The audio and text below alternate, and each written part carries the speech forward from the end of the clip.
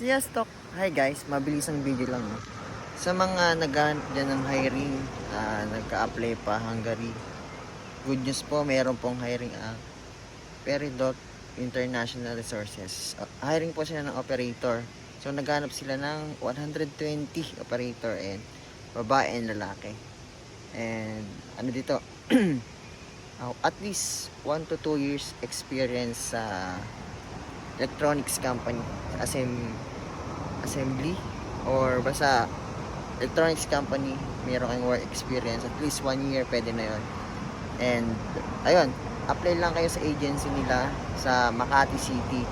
So lalagay ko na lang dito yung kanilang Facebook page, nandun yung ibang info, and email nyo lang sila, and pwedeng mag walk in ngayong June 7 bukas, kasi dito June 6 and gabi na, alas 8.